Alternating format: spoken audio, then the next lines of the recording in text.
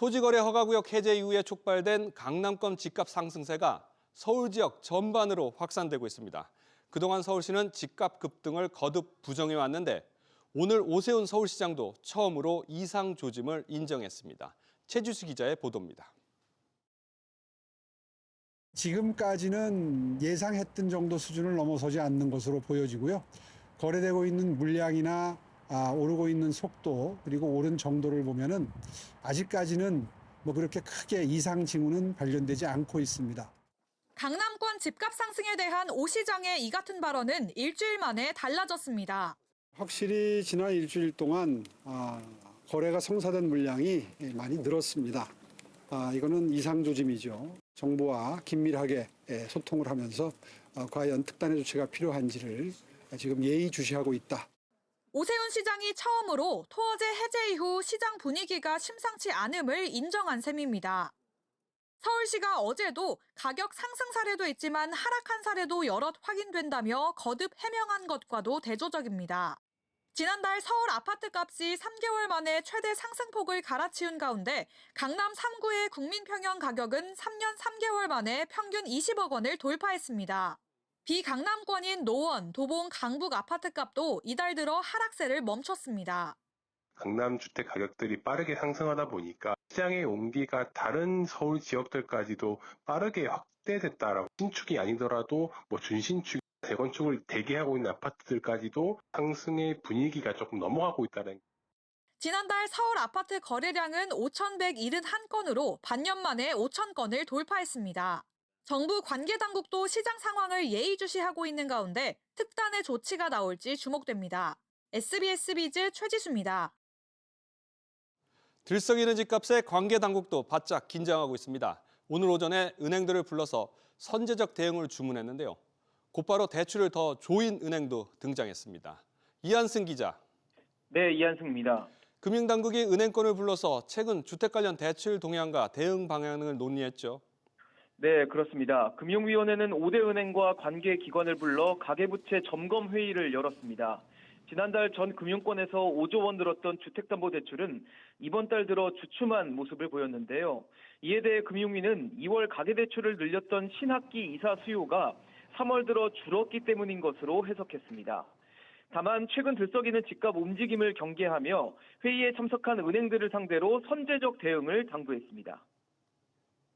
금융당국 차원의 대출 관리도 더 엄격해지는 건가요? 네, 맞습니다. 당초 월별로 모니터링했던 은행권 가계부채 추이도 지금은 매일매일 확인하고 있습니다. 은행들은 일찌감치 일별로 대출문을 열었다 닫았다 하면서 가계대출 관리를 하고 있었는데 이 같은 기조는 당분간 계속될 전망입니다. 여기에 지역별로도 세분화해 살펴본다는 게 금융당국 방침인데요. 강남 3구에서 들썩이기 시작한 집값이 서울 전역으로 확산될 우려가 있다는 점에서 선제 대응하겠다는 기조로 해석됩니다. 당국의 이 같은 기조에 농협은행은 오는 21일부터 서울에서의 조건부 전세대출 취급을 중단하기로 했습니다. 강남권을 중심으로 늘어나는 갭투자 수요를 막기 위한 건데요. 다른 은행들도 대출 조건 강화 여부를 검토 중이어서 대출 규제가 금융권 전반으로 재확대될 가능성이 높아지고 있습니다. SBS 비즈 이한승입니다. 저금리 정책 대출을 이용한 갭 투자 차단도 추진됩니다. 무주택 서민에게 낮은 금리로 지원되는 디딤돌 대출을 받으면 실제 일정 기간 거주해야 하는데요. 그 기간이 2년으로 늘어납니다. 또 그동안은 이런저런 예외 사유들로 실거주를 늦추는 경우를 눈감아줬지만 더 이상은 인정해주지 않기로 했습니다. 채나리 기자. 네, 전할입니다.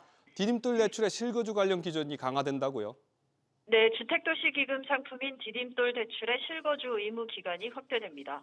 현재는 실거주 의무 기간이 대출 실행일로부터 1년이지만 오는 24일 이후 신청분부터는 2년으로 늘어납니다. 유예가능 기간도 3년까지로 제한됩니다. 그동안 차주가 근무나 생업상의 사정, 질병치료, 취약 등으로 인해 담보물 소재지에서 타 지역으로 이전하는 경우 기간 제한 없이 실거주 시기를 늦추는 것이 가능했습니다. 하지만 오는 24일 신청분부터는 3년만 유예가 가능합니다. 유예 관련 기준도 정비됩니다. 유예 기준에 준하는 불가피한 사유를 삭제하고 배우자 또는 자녀만 포함됐던 차주 범위에 부양 조건 세대원까지 포함시켜 적용 기준을 구체화했습니다. 명시된 사유가 아닌 기타 사유는 인정하지 않겠다는 겁니다. 앞서 은행권의 선제적 대응을 주문하기도 했는데 이렇게 규정이 변경되는 배경도 집값 상승 기대감 차단을 위한 대출 관리 일환으로 해석되는군요.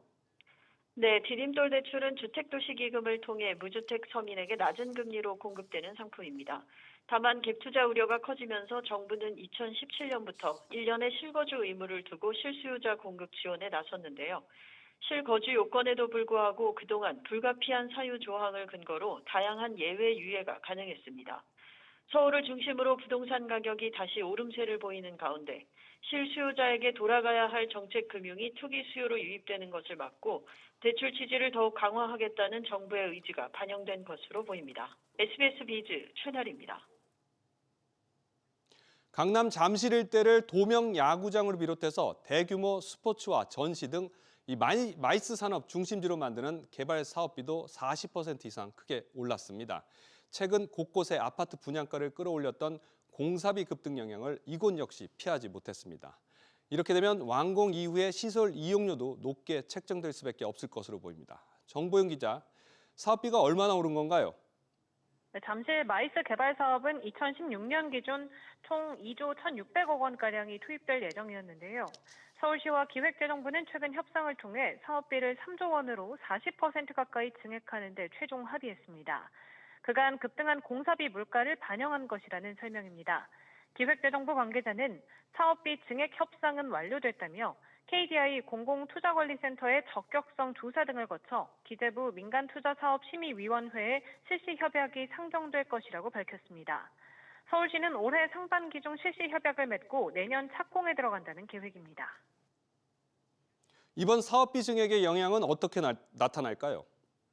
네, 잠실 마이스 개발 사업은 한화 컨소시엄이 사업비를 부담하고 완공 후 40년간 운영권을 갖는 민간 개발 사업인데요.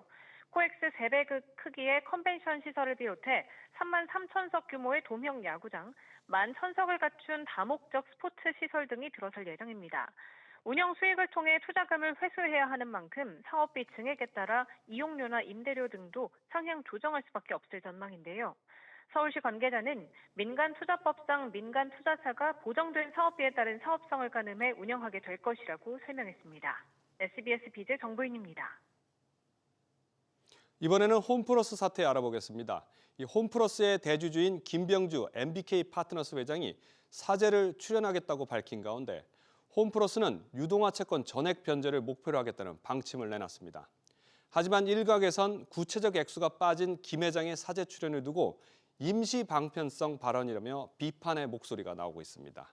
최인화 기자, 우선 늦은 감은 있지만 김병주 회장이 문제 수술을 위해서 사재 출연을 밝힌 건 반가운 소식인데 하지만 이 사재 출연에 대한 비판이 나온다고요? 네, 홈플러스 노조는 오늘 오전 국회에서 기자회견을 열고 김병주 회장의 사재 출연 발표는 정치적 압박을 피하기 위한 임시방편에 불과하다고 밝혔습니다. 앞서 김 회장은 국회가 내일 출석하라고 요구한 데 대해 해외 일정을 이유로 불출석 의사를 전했습니다. 노조는 진정 어린 사과도 없이 해외로 출국한 것은 무책임한 태도라며 모든 기업에 대한 M&A를 즉시 멈추고 홈플러스 정상화에 집중하라고 촉구했습니다. 업계에선 홈플러스의 영업이 정상적으로 이뤄지기 위해선 최소 1조 원이 넘는 자금이 필요하다고 보고 있습니다. 오늘 홈플러스는 유동화 증권에 대해서 전액 변제 계획을 밝혔죠? 네, 홈플러스는 카드 대금 채권을 토대로 발행된 매입 채무 유동화 증권 등과 관련해 변제에 대한 최종적인 책임이 당사에 있는 만큼 회생 절차를 통해 전액 변제를 목표로 최선을 다하겠다고 밝혔습니다. 홈플러스 단기 채권에 투자한 개인 투자자 수는 676명, 액수는 2,705억 원입니다. 홈플러스가 발행한 전체 단기 채권 약 6천억 원의 3분의 1 수준입니다. 홈플러스가 지난달 발행한 유동화 단기 사채는 1,518억 원으로 최근 2년 새 가장 많은 규모였는데요. 금융감독원은 홈플러스가 신용등급 하락 가능성을 알고서 채권을 대거 발행했는지를 검사하고 있습니다. SBS 비즈 최윤아입니다. 미국이 동맹국인 우리나라를 첨단 기술 협력이 제한되는 민감 국가로 지정했다는 사실이 뒤늦게 알려졌습니다. 탄핵 정국 장기화에 따른 외교 공백이 주요 원인 중 하나로 지목되는 가운데 원자력 등 에너지 기술 협력 차질 우려에 정부도 비상이 걸렸습니다. 김동필 기자입니다. 미국 에너지부가 우리나라를 민감 국가로 분류하기로 한 건 지난 1월 초입니다. 체화비 범주로 예고되긴 했지만 실제 발효되면 첨단 기술 연구에 타격이 불가피합니다. 인공지능이나 원자력 등에서 미국 국립연구소와 협력할 때 사전 검토를 받아야 하는 등 제약이 생기기 때문입니다. 우리 정부는 발효를 한 달쯤 앞둔 최근 뒤늦게 인지하고 대응하고 있는데 탄핵에 따른 정치 불안이 주요 원인이란 지적입니다. 한덕수 총리가 사실 미국 통제 통상 전문가인데 정부가 정지돼 있잖아요. 그래서 미국 내 라인을 동원하는 거는 한두 사람 가지고 되는 문제가 아니에요. 모든 게 총동원돼서 그것이 결합돼가지고 저걸 해야 되는 건데 제대로 라인이 작동할 수가 없었겠죠. 최상목 대통령 권한대행은 오늘 열린 대외경제 현안 간담회에서 과학기술 협력에 부정적 영향이 없도록 해달라라면서 산업부 장관이 이번 주 미국 에너지부 장관을 만나 적극 협의해달라고 주문했습니다. 이에 따라 안덕근 장관은 이번 주 후반쯤 크리스 라이트 미 에너지부 장관과 만날 것으로 보입니다. 방미가 성사되면 한국을 민감 국가에서 배제해달라는 정부 요청을 전달하는 한편 알래스카 가스 개발이나 원전 등에 대해서도 협의할 전망입니다. 과기정통부 유상임 장관도 미국 과학기술 정책실장이 임명되면 방미 일정을 잡고 대응에 나설 계획입니다. SBS 비즈 김동필입니다. 이런저런 이유로 차질을 빚어왔던 한국형 차기 구축함 KDDX 사업자 선정이 조만간 이뤄질 것으로 보입니다. 오늘 사업자 선정 방식에 대한 논의를 시작한 방위사업청이 곧 결론을 낼 전망입니다. 먼저 박연신 기자가 보도합니다. 한국형 차기 구축함 KDDX는 오는 2030년까지 6,000톤급의 미니 이지스함 6척을 우리 기술로 건조해 실전에 배치하는 국책 사업입니다. 사업비가 7조 8천억 원인 만큼 대형 수주로 꼽히는 데다 해외 수주에도 유리하게 작용할 수 있는 이번 사업을 두고 HD 현대와 하나오션의 경쟁이 뜨겁습니다.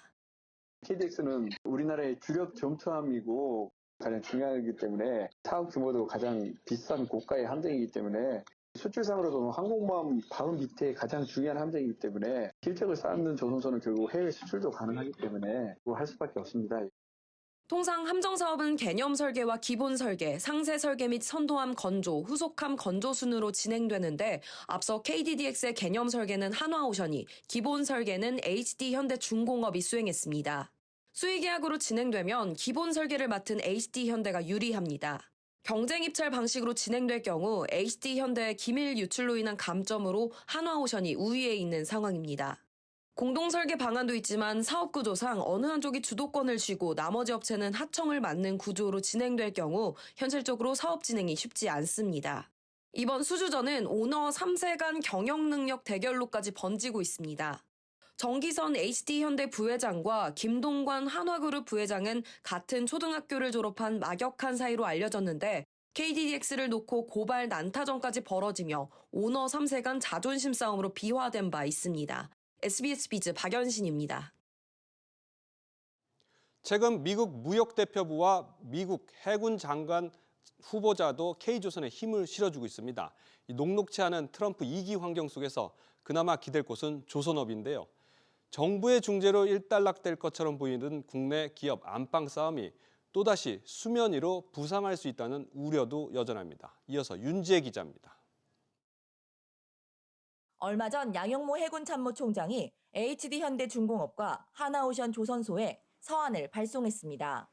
한국형 차기 구축함 KDDX 사업 방식을 정하는 방위사업청 사업분과위원회를 앞두고 더 이상 사업이 늦어져선 안 된다고 호소한 겁니다. 해군까지 나서 협조를 요청한 건 트럼프 2기 들어 K조선의 수혜를 집안 싸움으로 망치지 않을까 우려했기 때문입니다. 최근 트럼프 대통령은 중국 조선업 견제를 본격화하고 해군력을 강화하라고 지시했는데 한국 조선사엔 희소식입니다. 트럼프의 입장에서는 발주할 물량이 많다면 한국에서 제조해서 가져가는 것도 있고 미국 내 조선소에서도 미국 군함을 만들어서 납품하게 된다. 한국으로서는 큰 기회가 될 것이다. 정부는 코리아 원팀을 강조하며 HD현대는 수상함, 하나오션은 잠수함, 각각 수출 분야를 나눠 중재에 나섰지만 기업들과 구체적인 협의는 이뤄지지 않은 상황입니다.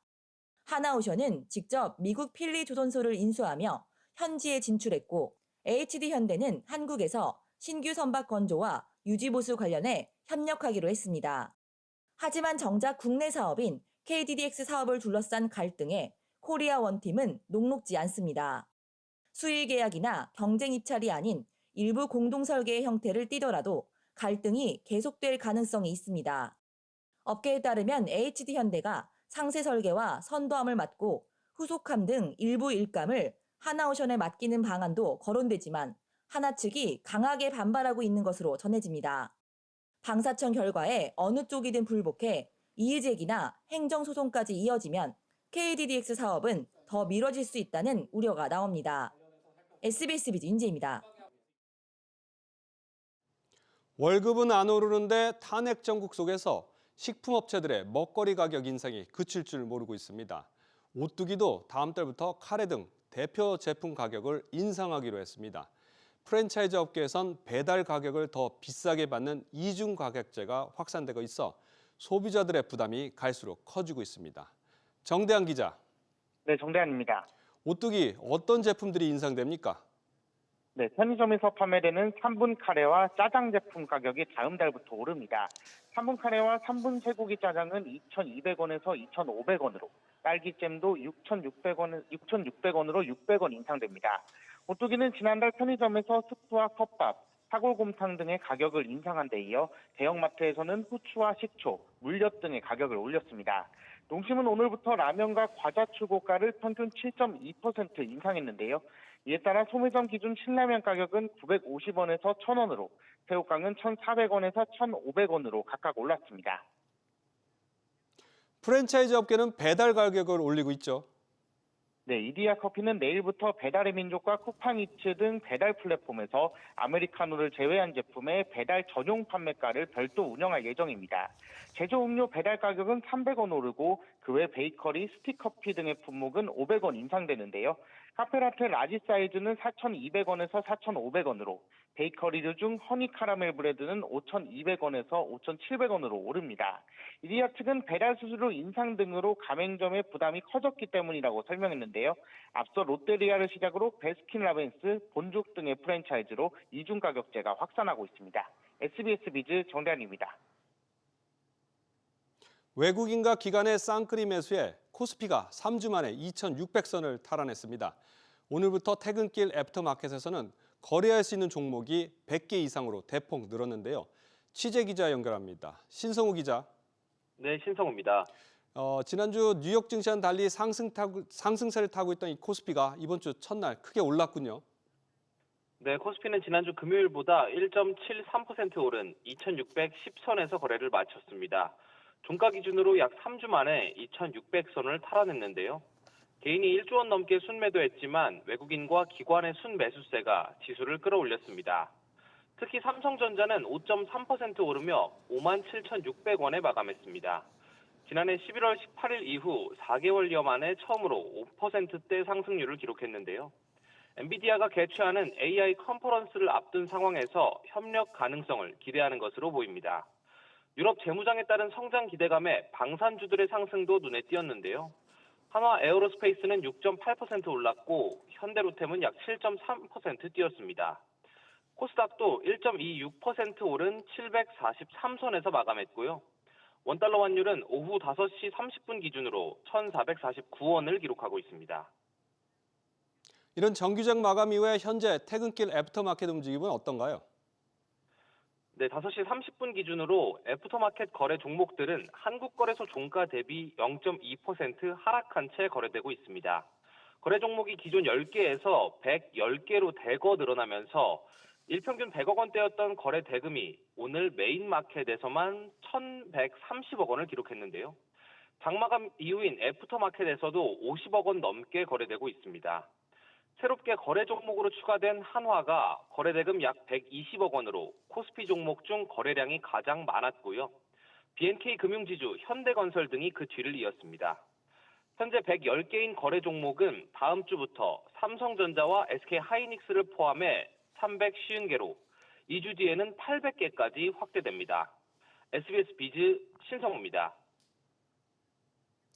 금융감독원이 우리금융지주의 경영실태평가 등급을 20여 년 만에 한 단계 낮췄습니다. 금융위원회는 이번 주 중 결과를 넘겨받아 우리금융의 두 보험사 인수 여부를 판단합니다. 오수영 기자, 우리금융이 보험사 인수를 추진 중이라면서 금감원이 서둘러 평가를 마무리했나 보군요. 그렇습니다. 금감원은 이번 주 중에 우리금융에 기존 2등급에서 3등급으로 강등된 경영실태평가 등급을 통보하면서 확정합니다.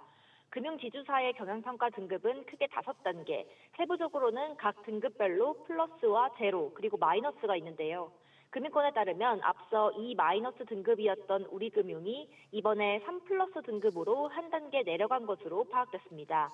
주된 이유는 내부 통제 부실과 리스크 관리 실패인 것으로 전해집니다. 우리금융은 지난해 금감원 정기검사에서 모두 2,334억 원의 대규모 부당 대출이 적발됐으며 이 중 730억 원은 손태승 전 회장과 그 친인척이 연루됐습니다. 이복현 금감원장은 이 같은 결과를 지난달 발표한 직후 부실한 내부 통제나 불건전한 조직 문화에 상을 줄 생각은 없다면서 등급 강등 예고성 발언을 하기도 했습니다. 현재 진행 중인 보험사 인수에는 어떤 영향을 미치게 될까요? 네, 이제부터는 금융위원회의 시간인데요. 금융위는 이번 주부터 우리금융의 동양생명과 ABL생명 인수 여부 판단에 들어가서 이르면 5월 중에 결론을 내겠다는 방침입니다. 경영 건전성 개선 등을 전제로 한 조건부 승인이 유력하다는 관측이 나오는데요. 금융지주 감독 규정에 따르면 등급 또는 기준 등에 미달해도 자본급 증액이나 부실자산 정리 등을 통해서 요건이 충족될 수 있다고 금융위가 판단할 경우 경영 상태가 건전한 것으로 본다는 조항이 있습니다. 지난 2004년에 우리금융이 3등급이었음에도 조건부로 LG투자증권의 자회사 편입을 승인해준 전례가 있기도 합니다. 우리금융은 앞서 지난해 8월에 중국 다자보험과 두 생명보험사 인수를 위한 계약을 체결했으며 지난달 금융당국에 자회사 편입 승인 심사 신청을 했는데 금융지주회사법상으로는 경영평가가 2등급 이상이어야 심사 통과가 가능합니다. SBS 비즈 오수영입니다. 금융감독원이 폰지 사기 의혹을 받고 있는 가상자산 플랫폼을 경찰청에 수사 의뢰한 것으로 확인됐습니다. 하루 2% 수익을 낼 수 있다며 투자자들을 끌어모인 이 업체는 지난주 홈페이지를 폐쇄한 후 연락이 끊긴 것으로 전해졌습니다. 단독 취재한 신다미 기자 연결합니다. 신다미 기자. 네, 신다입니다. 결국 금감원이 나섰군요. 네, 금감원은 최근 경찰청에 가상자산 플랫폼 퀀트바인에 대한 수사를 의뢰했습니다. 이 업체는 일정에게 가상자산을 입금하면 가상자산 거래소 차익거래로 낸 수익을 돌려주겠다며 투자금을 편취한 의혹을 받고 있는데요. 금감원은 불특정 다수에게 원금 보장 약정을 한 것으로 파악된다며 가상자산을 예치금으로 받는 등 여러 가지로 불법성이 있는 부분이 있다고 밝혔습니다. 금감원은 지난 7일 가상자산 차익거래 불법 사업자에 대한 주의 단계의 소비자 경보를 발령하기도 했습니다. 앞서 가상자산 거래소들이 줄줄이 차단에 나서면서 이 문제가 수면 위로 올라왔는데 하지만 해당 업체는 이미 잠적했다고요? 네, 이달 초 국내 가상자산 거래소들이 퀀트바인 지갑으로의 출금을 금지하자 홈페이지를 폐쇄했습니다. 피해자들은 수천 명에 달하는 것으로 전해지는데요. 최소 수십만 원부터 수천만 원까지 투자한 피해자들은 현재 출금이 막혀 발만 동동 구르는 상황입니다. 3,500명이 넘는 피해자가 발생한 것으로 전해지는 한 기초지방자치단체에서는 농민뿐만 아니라 정치인, 공무원, 은행 직원들까지 투자한 것으로 알려졌습니다. 피해자들은 해당 업체의 운영진에 대해 민형사상의 책임을 묻기 위한 법적 절차를 밟고 있습니다. 법무법인 대검은 현재까지 약 3,000명의 피해자가 모여 피해 금액은 약 76억 원 정도로 추산된다며 투자 내역이 입증 가능한 분들을 추려 1차적으로 수사기관에 고소장을 제출할 예정이라고 말했습니다. SBS 비즈 신다입니다. 은행권 주택담보대출 변동금리의 기준이 되는 코픽스가 5달 연속 하락하며 2년 6개월 만에 2%대로 내려갔습니다. 지난달 신규 취급액 기준 코픽스는 연 2.97%로 전달보다 0.12%포인트 낮아졌습니다. 코픽스는 국내 8개 은행이 조달한 자금의 가중평균 금리로 은행들은 내일부터 주택담보대출 변동금리에 오늘 공개된 코픽스 금리를 반영할 예정입니다.